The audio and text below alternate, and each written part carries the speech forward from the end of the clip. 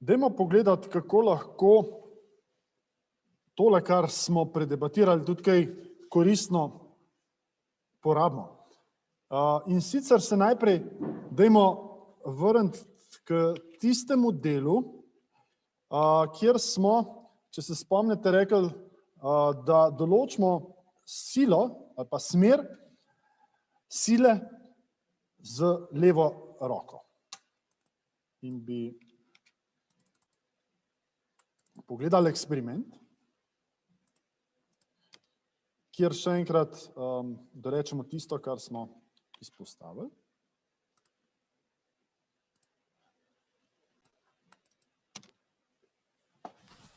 Določanje smeri magnetne sile na tokovodnik v magnetnem polju s pravilom leve roke. Magnetno silo, ki deluje na vodnik, skozi katerega teče električni tok in se nahaja v magnetnem polju trajnega magneta, zelo enostavno določimo s pravilom leve roke. Po tem pravilu levo roko obrnemo tako, da iztegnjeni prsti kažejo v smeri toka, ki teče skozi vodnik, silnice magnetnega polja vstopajo v dlan roke, iztegnjen palec pa kaže smer delovanja sile. Ko levo roko namestimo ob vodnik in ko magnetne silnice, ki potekajo od rdeče obarvanega severnega pola proti zeleno obarvanemu južnemu polu, prebadajo v dlan, kaže iztegnjen palec navzgor. Po kratkotrajni priključitvi vodnika oziroma zanke na izvor napetosti se zanka odkloni navzgor. Če na izvoru napetosti zamenjamo med seboj priključka, steče tok skozi zanko v nasprotni smeri, zato bi morali tudi roko zasukati v obratno smer. S palcem bi pokazali smer delovanja sile, ki je usmerjena navzdol. Po priključitvi zanke na akumulator to s poskusom tudi potrdimo.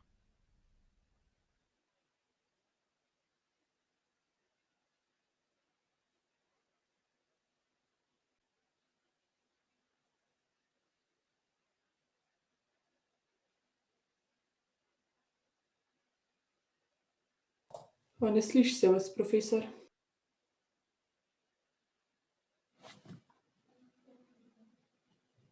Ok, takole.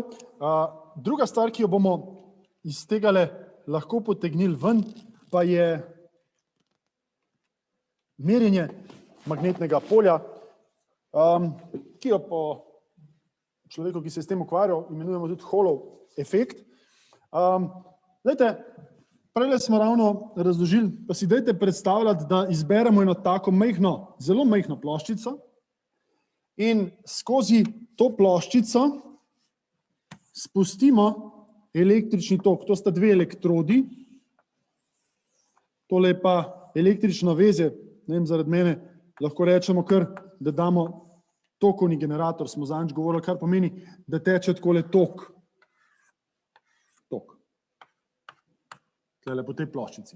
Zdaj si pa predstavljajte, da tako kot smo prej omenili, vstavimo to ploščico v magnetno polje, namenoma ga obrnem, tako kot smo prej rekli. Kar pomeni, da nam na tele naboje deluje sila in nam zavijajo pozitivni delci spodaj, negativni delci bi pa zavili gor. In če bi mi tukajle vmes priključili voltmeter, bi izmerili, spodaj bi dali plus sponko voltmetra, zgoraj pa minus, glede na to, da sem takole usmeritev dal, bi izmerili tako imenovano Hallovo napetost, za katero vam lahko povem, da je sorazmerna z magnetnim poljem. To pomeni sorazmerna, da je to linearna funkcija. Če damo dvakrat več magnetnega polja, bo dvakrat večja napetost. Zdaj tole ploščico si lahko predstavljate kot ploščico velikosti 2x2 mm.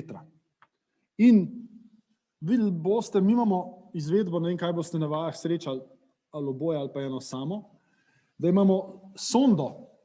Če si predstavljate to sondo kot tole kredo v tej velikosti, povečano sem narisal, in imamo tukaj le spodaj ploščico in s to sondo merimo, kakšno je polje v tej smeri ali pa navzgor ali pa navzdol.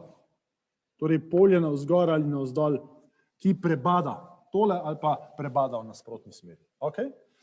To je ena stvar.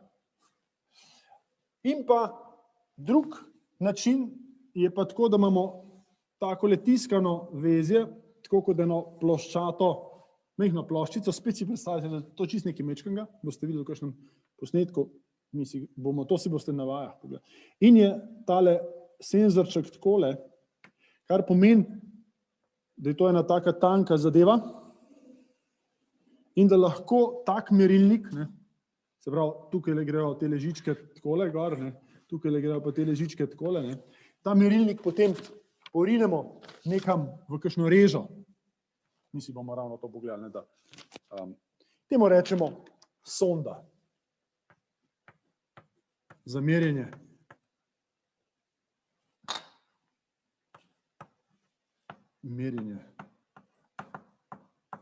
magnetnega polja oziroma gostote magnetnega pretoka. Ok, takole, to je pač zato, ker smo rekli, da nam tej delci v magnetnem polju takole zavijajo, se pravi pozitivni navzdol, krožijo, ne, smo rekli, navzdol, negativni bi nam pa ravno obratno tukaj leteli navzgor. Evo, zdaj bomo pa odprli naše naslednje razmišljanje, ki je pa vezano na tisto, kar smo prej obljubili, da bomo spregovorili o obnašanju snovi v polju. Se pravi, že pri prejšnjih eksperimentih ste videli, ko smo tisto drobne opilke posuli, da govorimo o tem, da neko snov damo v polje in da se ta snov nekako obrne, postavi in tako naprej. In to je tisto, o čemer bi zdaj kakšno besedo spregovorili. Da do tega pridemo, si bomo pa najprej pogledali navor v magnetnem polju, konkretno navor na eno tuljavo, iz tega bomo štartali. Dajmo najprej eksperiment. Potem, ko bomo pa enkrat imeli eksperiment, bomo pa malo teorije spet si lahko na to temo postavili. Evo, samo trenutek, da podelim z vami. Merilnik z vrtljivo tuljavico. Inštrument z vrtljivo tuljavico sestavlja vrtljiva tuljavica s kazalcem, ki se nahaja med dvema poloma trajnega magneta. V mirovni legi, ko skozi tuljavico ne teče tok, se kazalec inštrumenta nahaja v središčni legi. Ko inštrument priključimo na izvor napetosti, se kazalec inštrumenta odkloni v desno. Inštrument meri napetost izvora. Po izklopu se kazalec inštrumenta ponovno vrne v izhodiščno lego. Če zamenjamo priključni sponki med seboj, se kazalec inštrumenta odkloni v levo, kar pomeni, da inštrument zazna spremembo polaritete in pokaže negativno vrednost napetosti.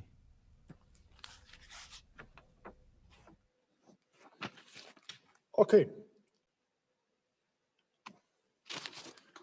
To, o čemer bom zdaj spregovoril, je navor na zanko v magnetnem polju, pa si dajmo že kar odprto pustiti možnost, da je ta zanka zelo majhna, pa bom tudi tukaj napisal dipol, oziroma kar magnetni dipol. Se pravi, že kar hkrati, da ne izgubljamo preveč časa, govorimo o dveh stvarih. Pojdimo po vrsti. Glejte, tamle ste videli zanko, ki je bila sicer okrogla, lažje pa nam je, če si predstavljate, da imamo pravokotno zanko. Zdaj to pravokotno zanko lahko opišemo z vektorjem L1 pa vektorjem L2. Potem pa imamo tukajle še s pomočjo teh dveh vektorjev zapišemo, torej vektorski produkt teh dveh vektorjev nam bo dal ploščino tega. Tok veste, da vektorski produkt predstavlja ploščino med tema dvema likoma. In druga stvar, ki jo imamo, je magnetno polje. Jaz vam to magnetno polje, si predstavljate, da nam upada takole malo poljubno B. Jaz bom to izpeljavo nakazal, ampak ne bom jo pa izvedel, ker imam nekaj matematike. Sicer vi matematiko, moram priznati, znate dobro, ampak meni je zamudno tole. Najprej bi vas spomnil, kaj je navor. Navor je ročica vektorsko sila. Če bi vas v srednji šoli pač ustrezno učili, ne bi povedali, da je to vektorski produkt. Ampak dostikrat so to kar zanemarili. Pa so samo rekli sila krat ročica. In zdaj v našem primeru bomo pač samo na hitro spregovorili, to se pravi, bi bila ročica tole za tale del. Ali pa ročica tole za tale del. Se pravi, bi imeli 4 komponente. In bi 4-krat pisali neke pisarije. Zdaj, jaz lahko sicer sam nakažem, da je to minus tale L2 polovic, to je ročica za tegale, tlele, pa potem pride, samo da vas spomnim, I1 dl, I1 krat L1, ali pa kar I L1 vektorsko B. Pa pol plus L1 polovic, pa I L2 vektorsko B.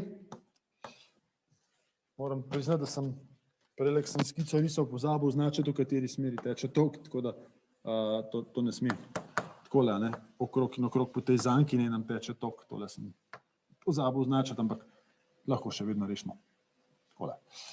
In zdaj, tejle členi bi bili 4 plus L2 polovic I L1 vektorsko B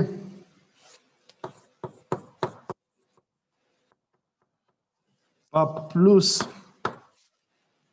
pa minus pa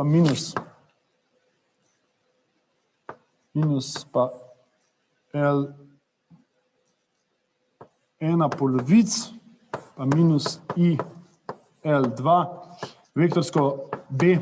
Gotovo sem se kje zmotil, ampak ne mi preveč zameriti.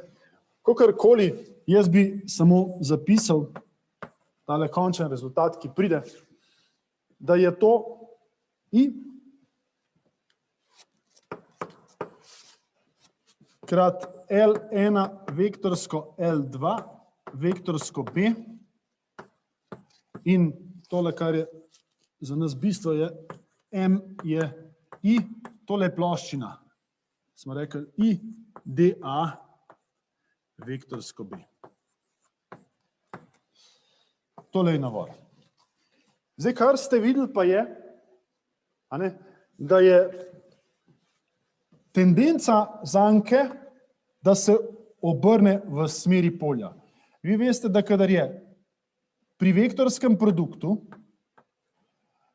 sinus kota fi enak nič, takrat je navor enak nič. Ko je pa sinus kota 90 stopinj, takrat je pa navor maksimalen. Se pravi, je tendenca te zanke, če si predstavljate to zanko, da se obrne takole v smeri polja, s svojim vektorjem v smeri polja. Se pravi, takole bi se rada zavrtela. In to je tisto, kar sem že prej malo namigoval, ne, se pravi, mi imamo zanko v motorju in v bistvu ta zanka se želi obrniti tja, kamor kaže polje. Kar je super. Mi moramo samo to polje spreminjati in vrteti, pa se bo ta zanka lepo pridno vrtela. In to je princip delovanja vsakega elektromotorja, konec koncev, ne. Se pravi, mi moramo znati samo naše polje vrteti, pa se bo zanka vrtela, pa se nam bo pralni stroj vrtel.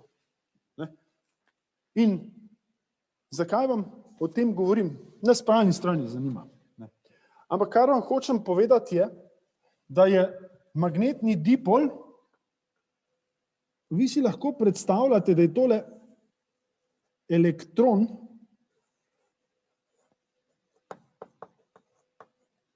v atomu, ki kroži. Se pravi, imamo eno tako majčkeno zankico. In ta majčkena zankica, ko jo bomo dali v magnetno polje, ali pa najprej to, ta majčkena zankica nam predstavlja magnetni dipol. Mali dm mu bomo rekli, je I krat dA. Magnetni dipol. Se pravi, mi si znamo snov, pa njeno obnašanje razložiti, kot da imamo neke take majhne krožeče zankice, ki jih bomo dali v magnetno polje in se bodo te zankice orientirale tako, da bodo svojo orientacijo na nek način sledile temu polju. In to, kar smo tukaj dobili, je obnašanje magnetnega dipola, za katerega si dajte samo predstavljati, da s svojim obnašanjem sledi temu zunanjemu magnetnemu polju. In s tem bi vstopali v to naše nadaljnje razmišljanje, ki mu bomo rekli snov v magnetnem polju. Jo, tako je.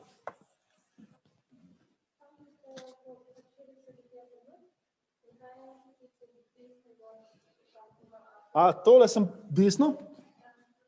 Pol si dajte, sem pa rekel, si dajte predstavljati, da so se obrnili in ostale sem že narisal, to pa si dajte tudi predstavljati. Ja, časovno os sem nekako, ne. Se pravi, ko damo zunanje magnetno polje B, se obrnejo takole. Če bi dal zunanje magnetno polje takole, bi se vse te zankice obrnile in bi kazale. Se pravi, zelo enostavno, zankice sledijo in to je nekaj, česar smo mi navajeni bili že iz električnega polja. Smo rekli, tam zankice tam dipoli sledijo, električnem polju, v magnetnem polju pa zopet sledijo, ne. Je pa zgodba majčkeno bolj komplicirana, kajti v magnetnem polju mi poznamo 3 družine snovi in pa njihovo obnašanje, ki si jih bomo zdajle v nadaljevanju pogledali, mogoče najprej na samem eksperimentu. In dajmo kar napisati naslov snov v magnetnem polju, pa si poglejmo ta eksperiment.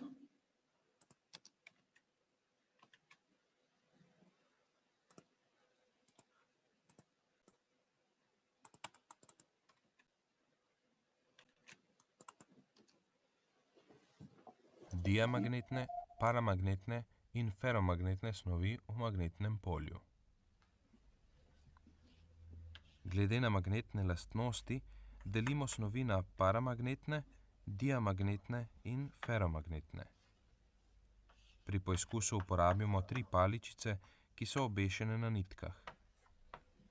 Aluminijasto paličico, ki predstavlja diamagnetno snov, plastično paličico, kot primer paramagnetne snovi, in železno paličico, ki spada med feromagnetne snovi. Vsaka od teh snovi se v magnetnem polju obnaša drugače. med dvema močnima trajnima magnetoma, ki sta pritrjena na tirnici, je močno magnetno polje. Ko v magnetno polje obesimo paličico iz diamagnetne snovi, ki nekoliko slabše prevaja magnetni pretok kot prazen prostor ali zrak, se ta zasuka pravokotno na magnetno polje. Magnetno polje te snovi rahlo odbija, zato se postavijo v tako lego, da čim manj ovirajo magnetni pretok. Med diamagnetne snovi spadajo na primer aluminij, baker, srebro, zlato, bizmut, grafit. Diamagnetne snovi imajo relativno permeabilnost nekaj manjšo od 1.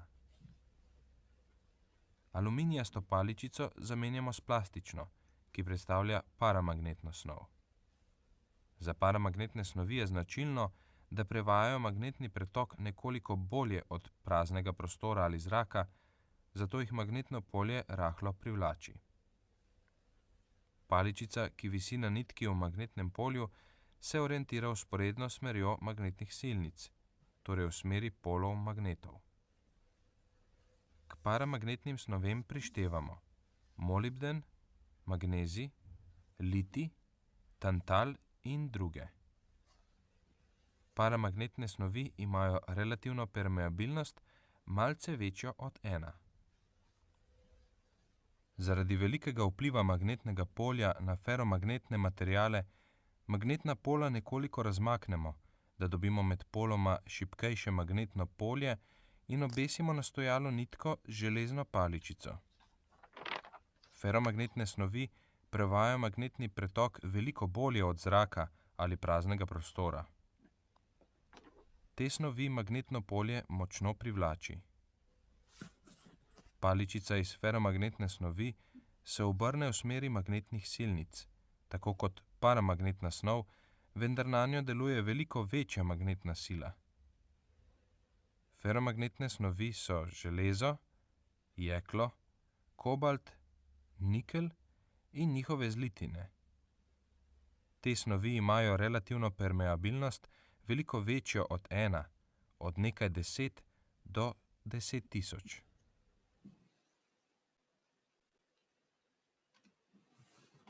Takole, kot ste že iz videa razbrali, imamo 3 družine, tudi napisal sem jih že na tablo, od katerih pravzaprav je samo ena, lahko rečemo, svojega denarja vredna. Jaz bi sicer nekaj besed namenil še preostalim dvem, zato da imate neko celostno sliko, pa da odgovorim na tisto vprašanje, ki je bilo prej zastavljeno.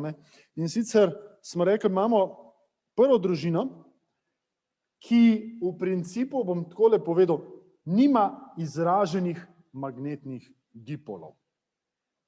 Torej, nima vnaprej izraženih magnetnih dipolov. Vendar, če se spomnite, smo prej rekli, da če damo neko snov v magnetno polje, bom samo takole eno črto narisal, B,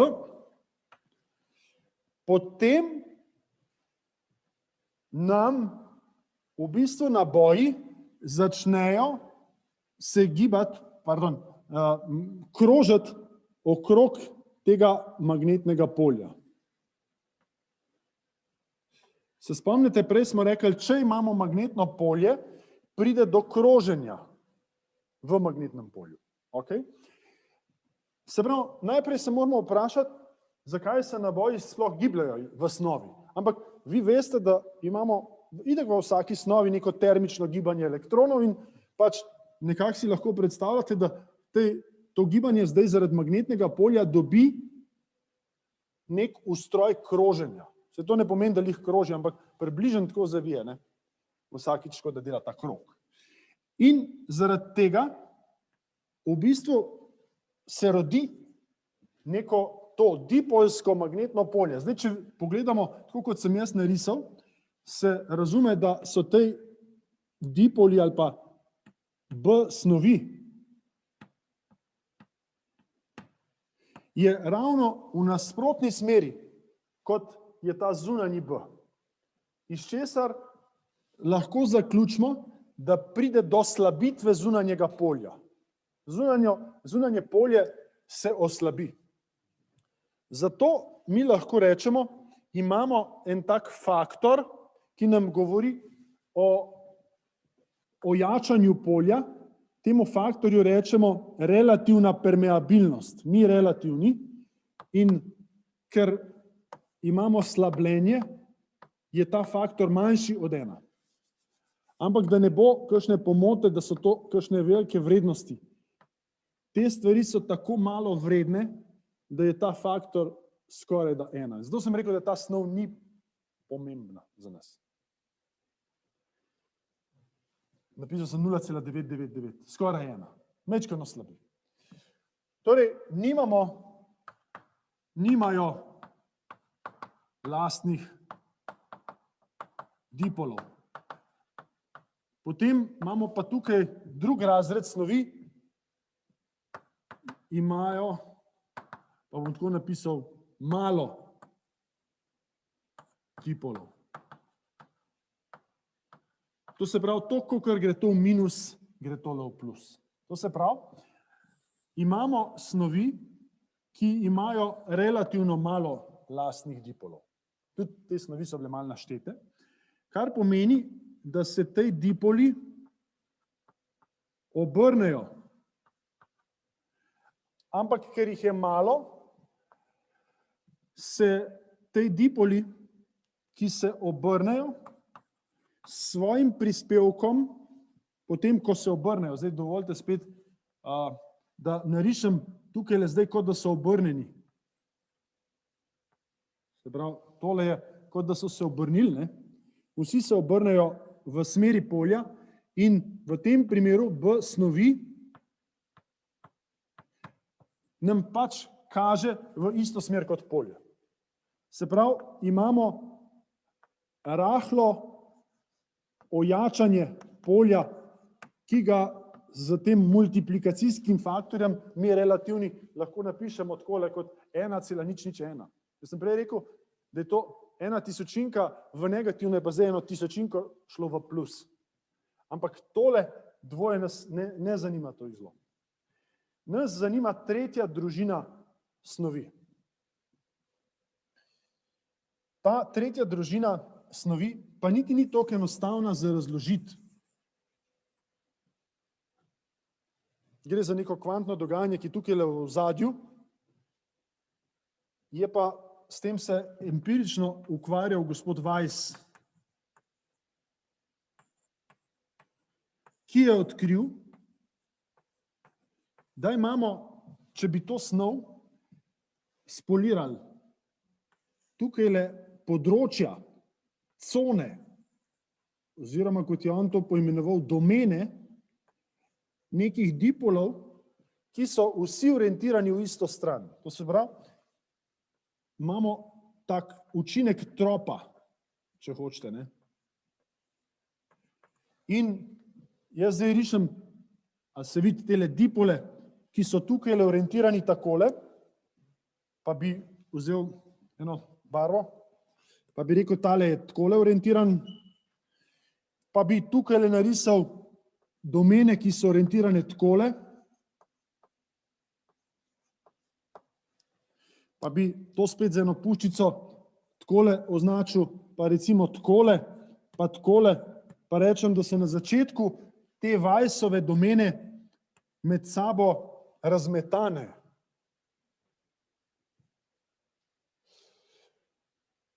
Ampak, ko damo pa polje,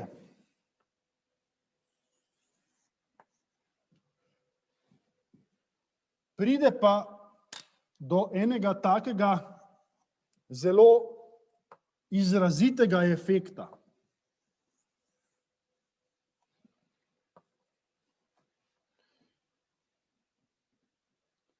In sicer, če takole rečem, tukaj H ali pa tok I, tukaj pa B, ko mi vzbujamo, gre tale stvar najprej počas, potem pa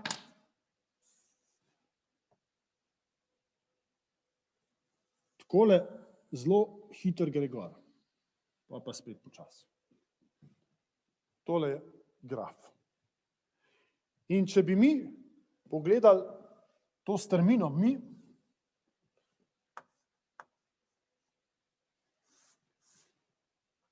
relativni, je bilo rečeno, da dobimo močno ojačanje recimo od 10 do 10.000.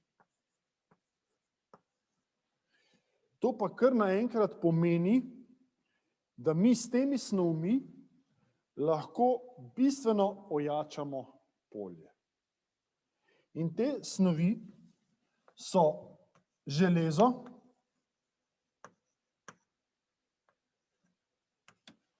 in železo v angleščini je ferrum, kot veste, in zato imamo tudi poimenovanje feromagnetiki. Feromagnetiki. Kobalt, nikelj, gadolini, disprozi so primeri feromagnetnih snovi. V večini primerov je to železo. In jedro zvočnika, ki skače v magnetnem polju, je železno. Zakaj mi ne bi izkoristili tega faktorja, 10.000-kratnega ali pa 1000-kratnega ojačanja polja? In s tem tudi seveda bistveno večjega učinka. In v tem pogledu imamo eno tako pozitivno pridobitev snovi. Ok, zdaj tole, kar sem tukaj narisal na desni krivulji, samo da majčkeno polepšam. Tlele sem napisal H, pa lahko napišem tudi I krat N. Bomo do tega prišli pri našem zgledu. Tole bi pa sam malo podaljšal, da ne bo ta krivulja ven šla iz tega območja. Torej B, tukaj dajmo T.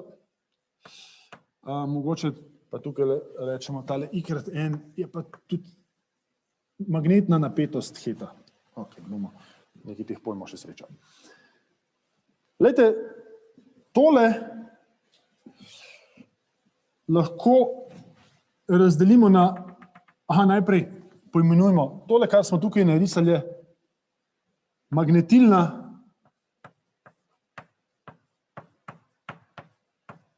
krivulja.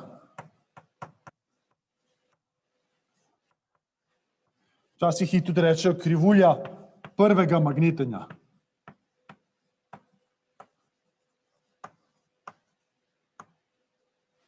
Zakaj? Zato, ker se štarta tule v nuli. Bomo miškem kasneje še eno stvar si pogledali, kaj pa če ni v nuli.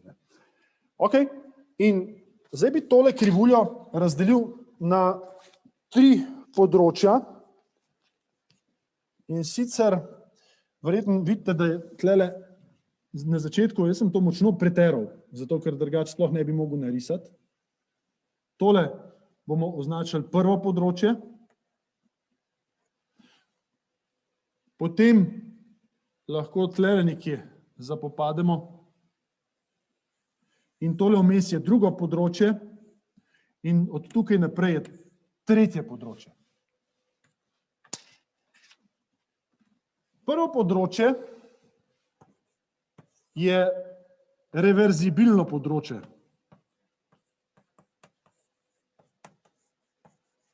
Kar pomeni, da če majčkeno namagnetimo, pademo nazaj v nulo. Gremo nazaj v nulo. To je tako kot elastika, ne? Če elastiko majhen raztegnete ali pa neko plastično maso majhen raztegnete, se vrne nazaj v zmet. Recimo v zmet. Drugo področje je že irreverzibilno.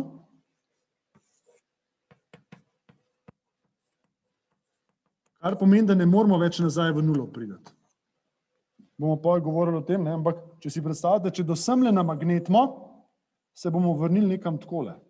Če do semle namagnetimo, se bomo vrnili nekam takole. To je tako kot feder, če ga preveč raztegnete, ostane raztegnjen. To je irreverzibilno. Lepa stvar tega je linearno, približno linearno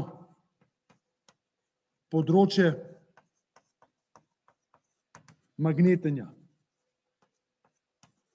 Mi si želimo, da bi bilo linearno, pa ni linearno. In tretje področje je pa tole, tle gor.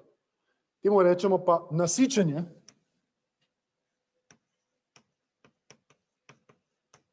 Približno tako, kot če bi elastiko strgali, pa nismo nič več od tega federa dobili, kot če bi imeli prazen prostor. In isto je tukaj. Tole naklon tegale je minula. To se pravi, kot da bi imeli prazen prostor. Se pravi, ojačanje, glavno ojačanje se tukaj zgodi. Tam naprej je minula. Tako da 3 področja poznamo. In če smo temule rekli magnetilna krivulja za prvo magnetenje, bi pa mogoče na tale drugi del table, spet vas bom napotil na 2 videoposnetka, ki sta daljša, pa sta ravno zato narejena, da si boste lahko tole pogledali.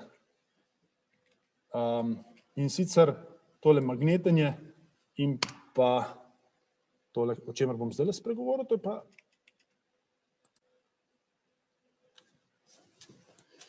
torej izmenično magnetenje.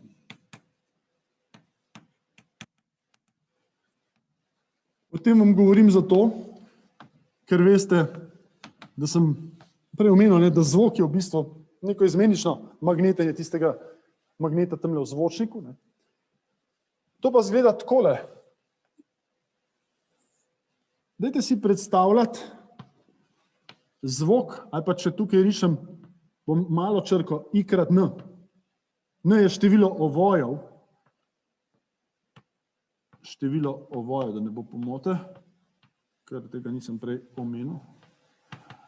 To je pa tok. Pa bom napisal, da je to sinusni tok. In zato zdaj to pišem z malo črko, prej sem pa z veliko, ker je bil enosmeren. Kar pomeni, da tale naš tok takole leta. Si predstavljate? Sem ter tja. In če sem na začetku rekel, da je takole šlo tole gor, ta prvič, pa nikdar več. Gre takole.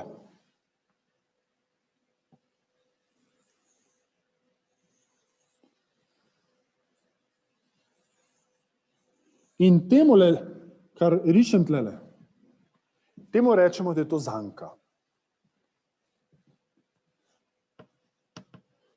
Ima svoje ime, histerezna zanka.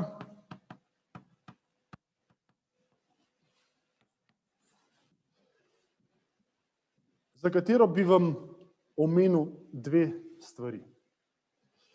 Prva je, da je ploščina tukaj vmes tista, ki vam pove, kakšne so izgube. Koliko se bo snov grela. In v tem pogledu, mogoče kar takoj namignem, ločimo med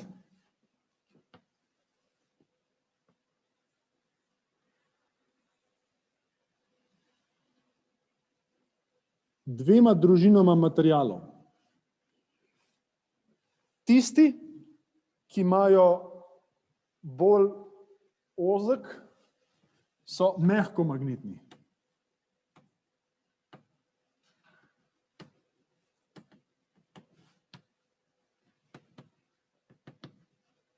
Imajo majhne izgube.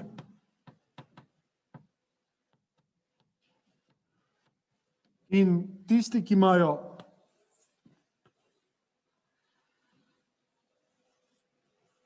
široke, so trdomagnetni materiali.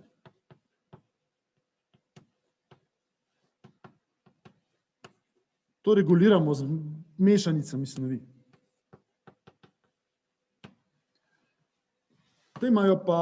To so pa dobri za trajne magnete. Zvočnik mora imeti noter dober trajni magnet, ki skače. Mehkomagnetni materiali pa za transformatorje tam, kjer ima to jačevalnike, kjer si želite čim manjše izgube. Ne. To se pravi, dve družini. Še drug problem, ki bi vam ga rad omenil. Glejte, če bi bila tale stvar lepo linearna, potem bi naš zvok iz mikrofona, ki je sinusen, če si predstavljate,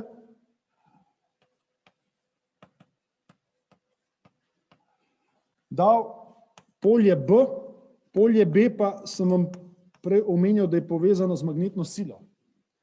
Če bi bila linearna, bi sinusno polje dalo lep sinusen zvok. Če imamo pa mi nelinearnost, tako kot sem vam tukaj izpostavil, nelinearnost, imamo pa mi nelinearna popačenja.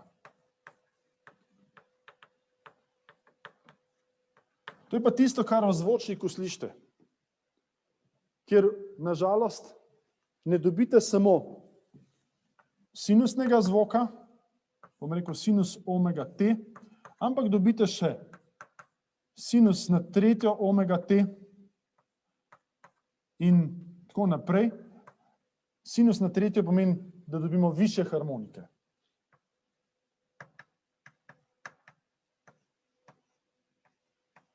In seveda, tisti, ki imajo oko za dobro akustiko, vse to slišijo. In dobro vejo, da kvaliteto zvoka mi ne gradimo na tem, da dodamo base, ne? Tako kot dostikrat zdaj vidite, ne? Razni tej sistemi Bose in podobni, ne? Kjer v bistvu, ampak da skušamo dobiti čim bolj linearne karakteristike, zato da je zvok verodostojno reproducira. Saj pa vedno še lahko naredimo kakšne modifikacije. Takole. Ja, tole je v glavnem tisto, kar smo zdajle mogoče še glede razmagnetanja nekaj besed povem. Pa bomo pol. Torej, samo še tole dodam. Razmagnetanje.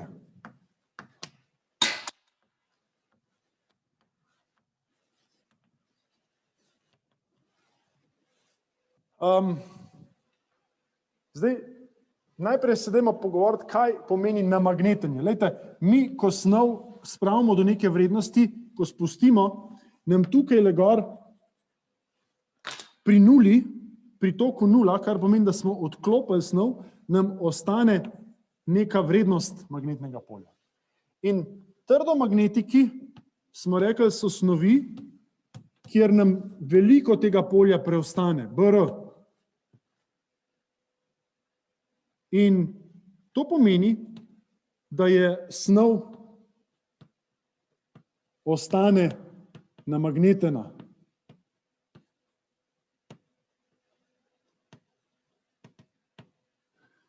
Zdaj pa morda si želimo kdaj kakšno snov razmagnetiti, samo za predstavo, kaj je tisto, kar nam... Torej, magnetenje z, bom tako napisal, ustrezno vrednostjo nasprotnega toka.